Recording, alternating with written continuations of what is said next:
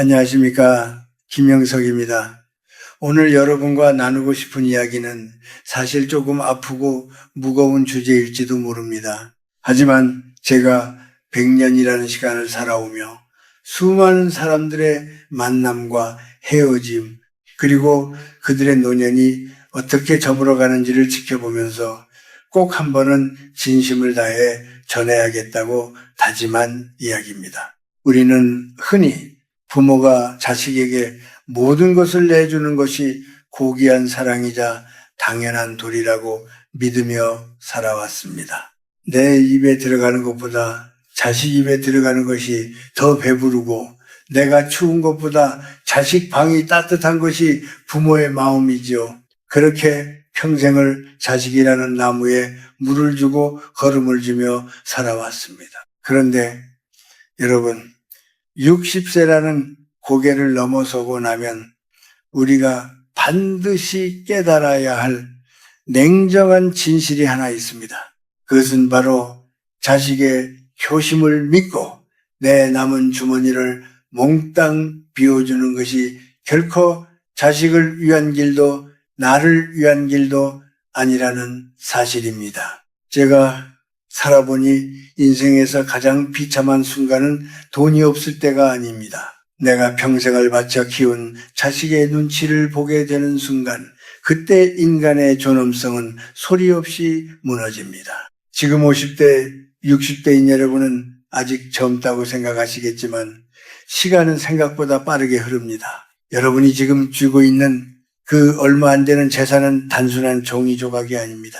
그것은 여러분이 노년에 자식에게 짐이 되지 않고 당당한 인간으로서 자신의 품격을 지킬 수 있게 해주는 마지막 방어선입니다.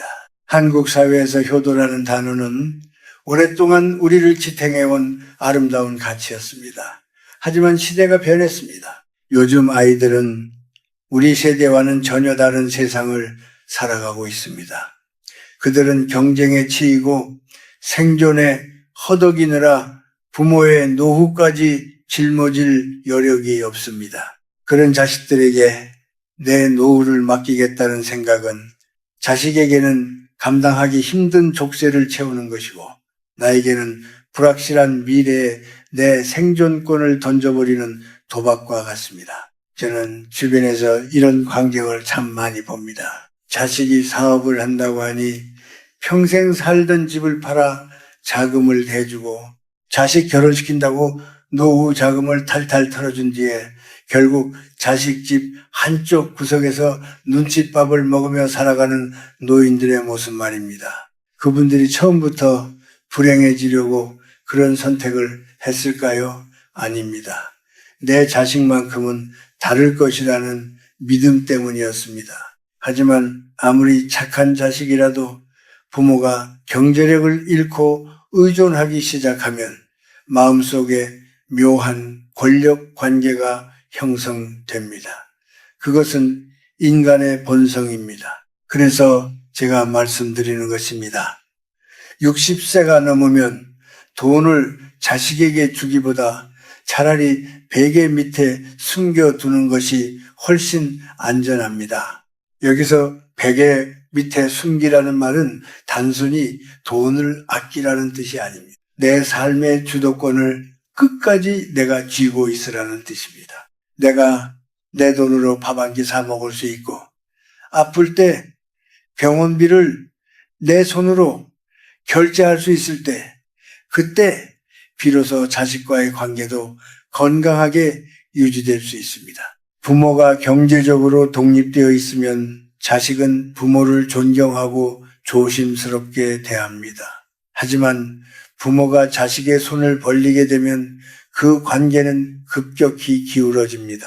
여러분, 진정한 효도는 자식이 부모를 봉양하게 만드는 것이 아니라 부모가 자식에게 손 벌리지 않고 평온하게 자신의 삶을 가꾸는 모습을 보여주는 것입니다. 그것이 바로 이 시대를 살아가는 현명한 노년의 도덕이자 지혜입니다. 만약 여러분이 지금 50대 혹은 60대라면 그리고 자식에게 무언가를 더 해주고 싶은 마음에 내 노후를 희생하려 한다면 부디 멈추십시오.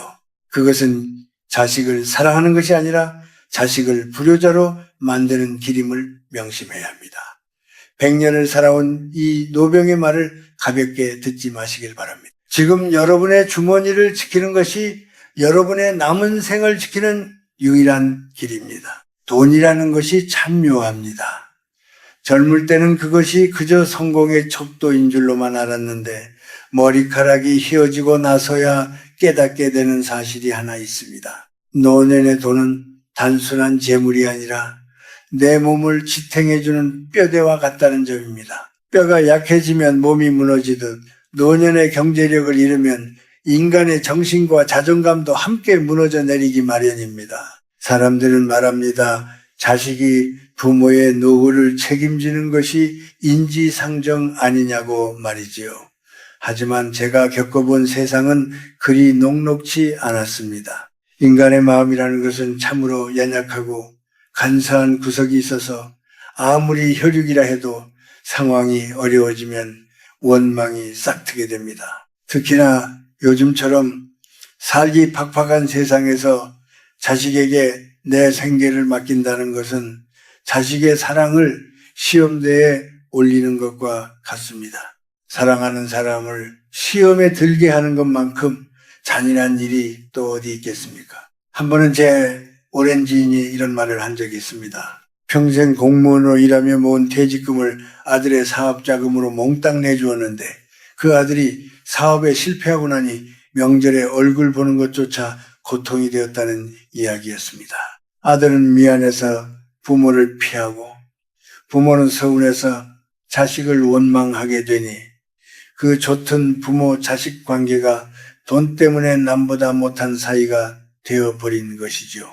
만약 그 지인이 그 돈을 끝까지 쥐고 있었다면 어땠을까요? 아마 아들은 조금 늦더라도 제 힘으로 일어섰을 것이고 부모는 그 돈으로 아들에게 따뜻한 밥 한 끼 사주며 격려할 수 있는 여유가 있었을 것입니다. 우리는 자식에게 모든 것을 내주는 것이 부모의 가장 큰 유산이라고 착각하곤 합니다. 하지만 제가 생각하는 가장 큰 유산은 부모가 노년에도 자기 삶을 스스로 책임지는 당당한 모습을 보여주는 것입니다.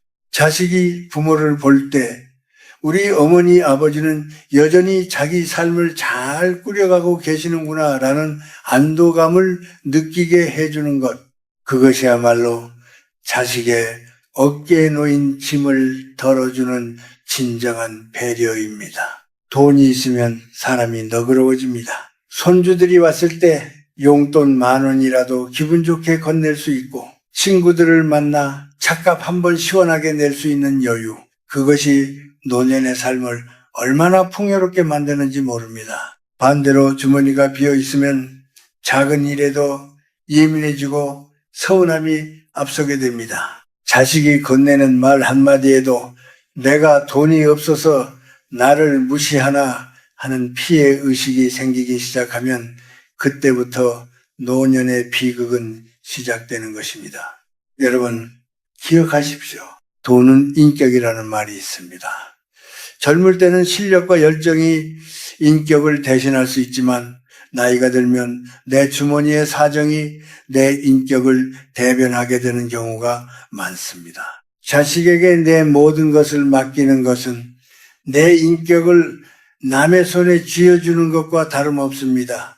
자식이 나쁜 아이라서가 아니라 인간이라는 존재가 원래 그렇습니다. 눈에서 멀어지면 마음도 멀어지듯 줄 것이 없는 부모에게서 마음이 떠나는 것은 어쩌면 슬프지만 자연스러운 순리일지도 모릅니다. 그러니 지금부터라도 생각을 바꾸셔야 합니다.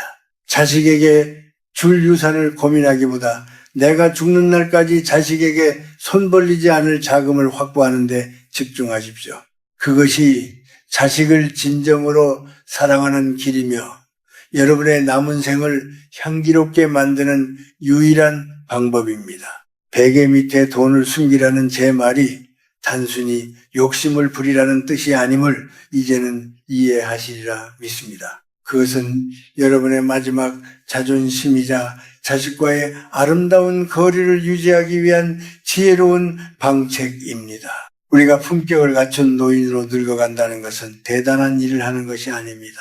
내 몫의 짐을 남에게 지우지 않고 내 삶의 무게를 스스로 견디며 미소 짓는 것, 그것만으로도 충분히 위대하고 존경받을 만한 일입니다. 자식의 효심은 부모가 스스로를 지킬 힘이 있을 때 비로소 꽃을 피운다는 사실을 잊지 마시길 바랍니다. 나이가 든다는 것은 마치 해 저무는 언덕을 홀로 내려오는 것과 같습니다. 길은 어두워지고 찬바람은 불어오는데 그 길 위에서 우리가 마주하는 가장 큰 적은 가난도 병마도 아닌 바로 고독과 소외감입니다.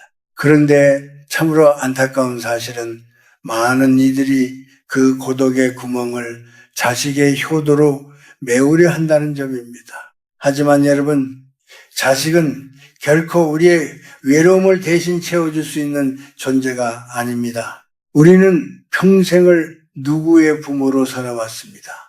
나 자신을 잃어버린 채 자식의 성공이 곧 나의 성공이라 믿으며 모든 에너지를 쏟아부었지요.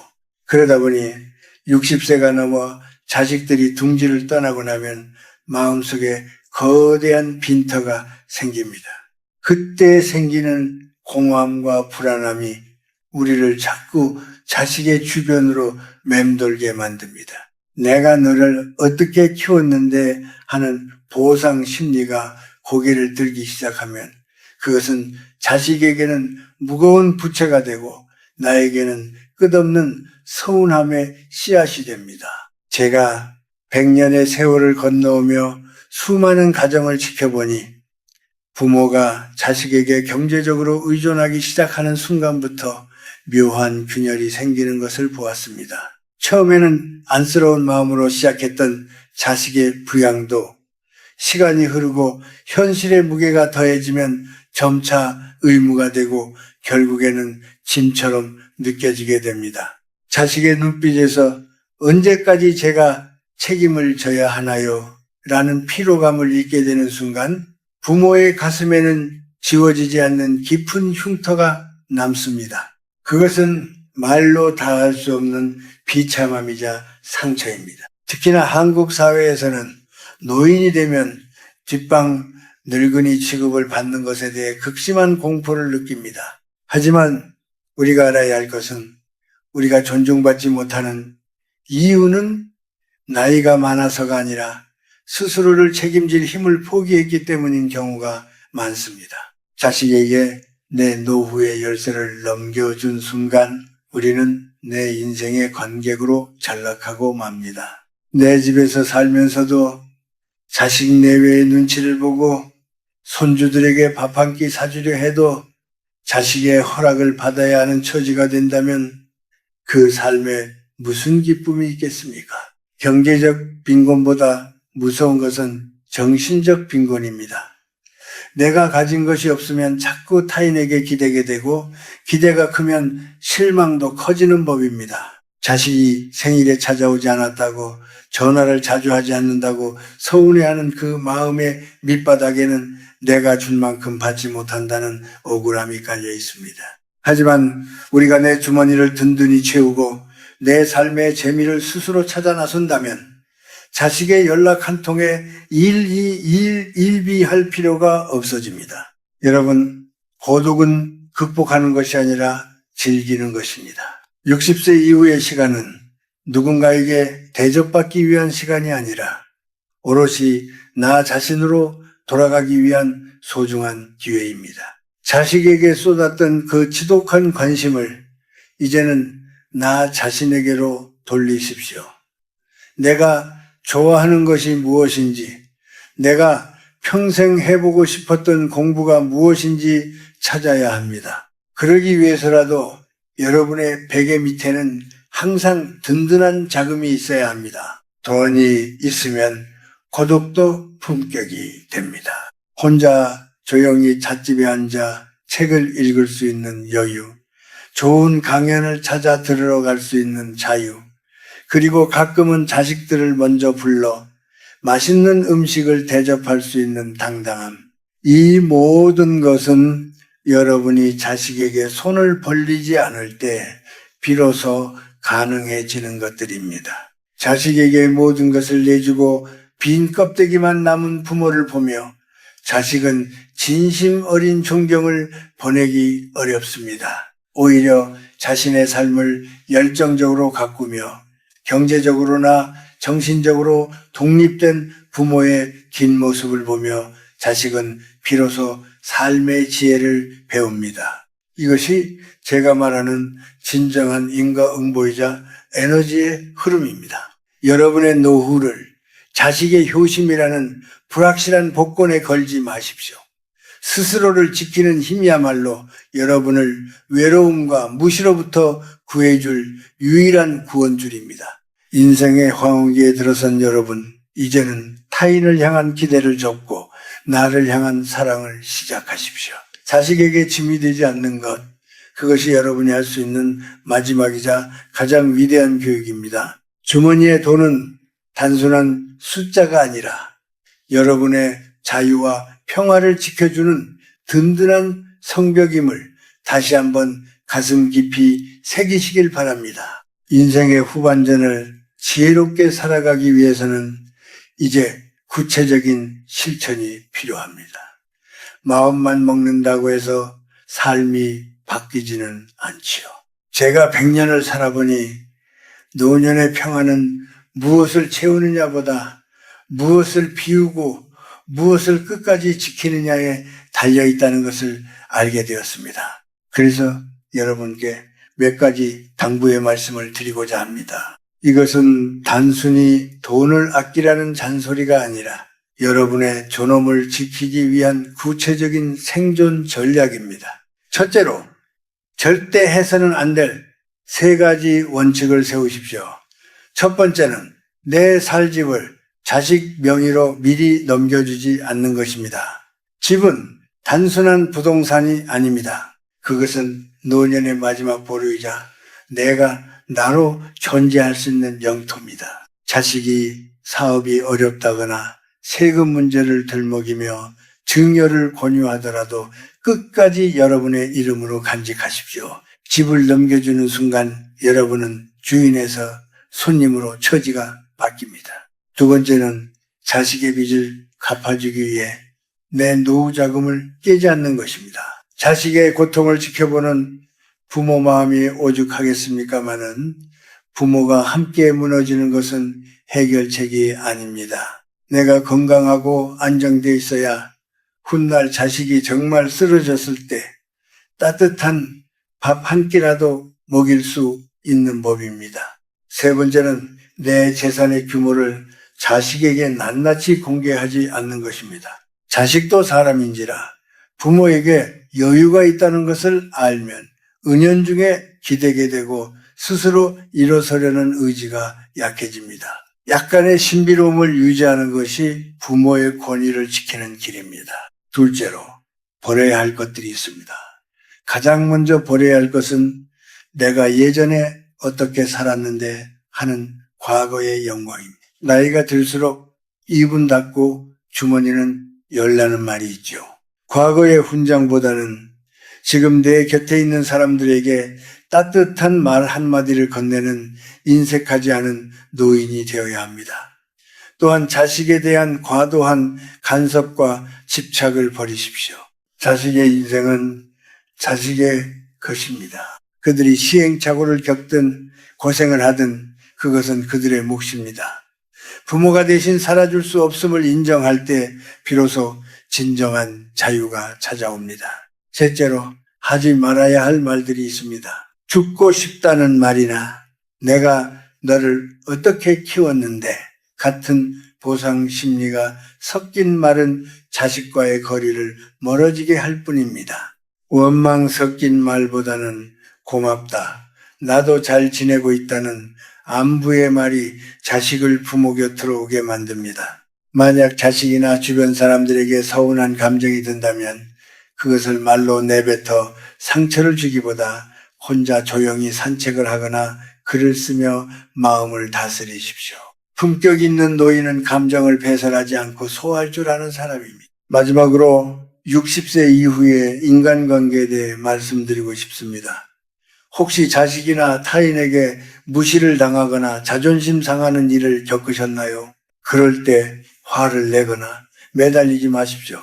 가장 고상한 복수는 내가 보란 듯이 내 삶을 즐기며 행복하게 사는 모습을 보여주는 것입니다. 경제적으로 독립되어 있고 정신적으로 풍요로운 노인에게는 누구도 함부로 대하지 못합니다. 여러분, 이제는 자신을 위해 돈과 시간을 쓰십시오. 좋은 옷을 사입고 건강한 음식을 챙겨 먹으며 배우고 싶었던 것을 배우러 다니십시오. 그렇게 나를 가꾸는 데 돈을 쓰는 것은 결코 낭비가 아닙니다. 그것은 자식에게 나 이렇게 잘 살고 있으니 걱정 말라는 가장 강력하고도 자애로운 메시지를 보내는 것입니다. 베개 밑에 숨겨둔 그 돈의 용처는 바로 여러분의 미소와 여유가 되어야 합니다. 여러분이 스스로를 귀하게 대접할 때 세상도 그리고 여러분의 자식도 비로소 여러분을 귀하게 대접하기 시작할 것입니다. 이것이 제가 긴 세월을 지나오며 깨달은 노년의 참된 처세술입니다. 이제 긴 이야기의 마침표를 찍어야 할 시간이 되었습니다.